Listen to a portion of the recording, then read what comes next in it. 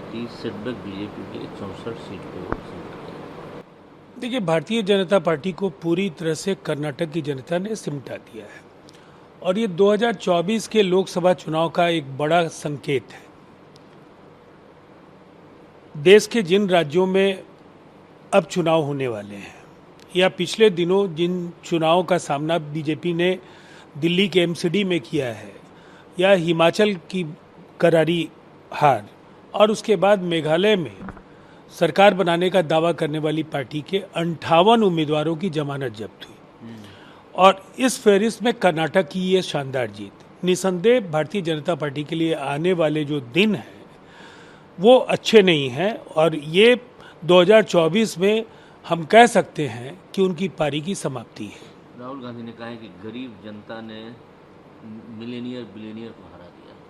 ये बात तो सच है कि एक तरफ जो इस देश के कुछ पूंजीपतियों का समूह संसाधनों पर जिस तरह से एकाधिकार भारतीय जनता पार्टी का था, तिजोरी खोल दिए गए थे। धर्म, जाति और भगवान के नाम का भी जिस तरह से खुल्लम खुल्ला दुरुपयोग प्रधानमंत्री समेत भारतीय जनता पार्टी के अनेक शीर्ष नेताओं ने किया, उसके बावजूद कर्नाटक की जनता ने उन्हें घुटनों के बल बैठने के लिए विवश कर दिया है।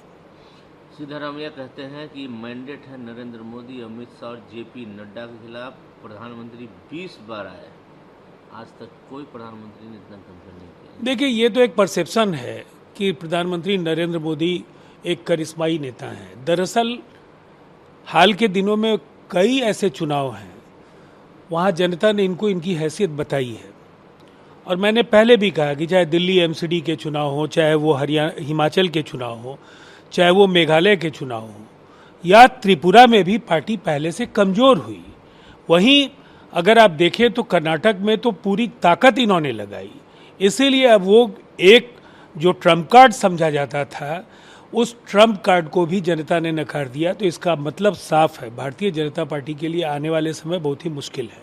कर्नाटक के सीएम बोम्मई ने अपनी जीत को स्वीकार किया है और कहा है कि BJP not able to make mark in the spirit of lot of effort. हम लोग उतने कोशिश की लेकिन नहीं। देखिए, ये पूरी तरह से भ्रष्टाचार की हार है। भारतीय जनता पार्टी ने जो धार्मिक उन्माद पैदा करने की कोशिश की, उस पर इस देश की गंगा जमनी तहजीब ने एक बड़ी जीत हासिल की है। इसके निहितार्थ बिल्कुल साफ हैं। आप लोगों को धर्म और जाति के नाम पर बांटकर उकसाऊ बातें करके केवल सत्ता पर राज नहीं कर सकते हैं। आपको जनता के लिए काम करना होगा, महंगाई हटाना होगा, रोजगार देना होगा और तभी जनता आपको सर पर बिठा सकती है। क्लीन स्वीप हुआ है म्युनिसिपल पोल जो आया है उत्तर प्रदेश का, उसमें देखिए, शहरी मतदाताओं पर भारतीय जनता पार्टी का असर है, इसे पहले भी लोगों ने माना है, इससे कोई अलग निहितार्थ नहीं निकलता है।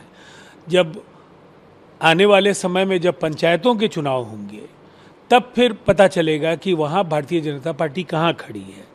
ये दरअसल नगर निकायों के चुनाव हैं, ये नगर पालिकाओं के चुनाव हैं और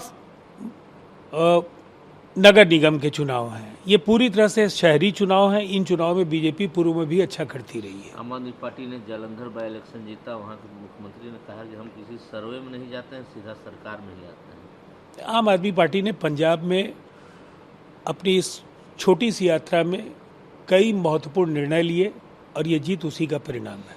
ममता बनर्जी ने कर्नाटक की जनता को सैल्यूट किया है, सभी वोटरों को सैल्यूट किया है, जो जीते हैं उनको बधाई दी है। लेकिन निसंदेह आने वाले समय में कर्नाटक की जीत से जो भारतीय जनता पार्टी की हार का सिलसिला है वो शुरू होगा और मध्य प्रदेश से लेकर छत्तीसगढ़, तेलंगाना, ऐसे कई राज्य हैं जहां भारतीय जनता पार्टी को एक बड़ी पराजय का सामना करना पड़ेगा। तो ये कहीं ना कहीं इबारत दीवारों पर जो लिखी हुई है 24 में भाजपा फिर से नहीं आएगी, इसे बहुत अच्छे तरीके से भाजपा के नेताओं को पढ़ लेना चाहिए। प्रियंका गांधी शिमला में कहती हैं कि the most important thing is that politics that attempt to divert people from जो बेसिक जो जरूरत है शिक्षा पढ़ाई, उससे डाइवर्ट करने की जो ये तो सच है कि जिन वायदों के बल पर आप जनता से वोट लेते हैं और अगर उनकी जगह पर आप केवल धर्म की घुट्टी पिलाएंगे, नौजवानों को गुमराह करने की कोशिश करेंगे, इतिहास को बदलने की कोशिश करेंगे, संगठनों का भगवाकरण करेंगे, संवैधानिक संस्थाओं का अस्तित्व नकारेंगे, तो फिर जनता ऐसा ही परिणाम देगी।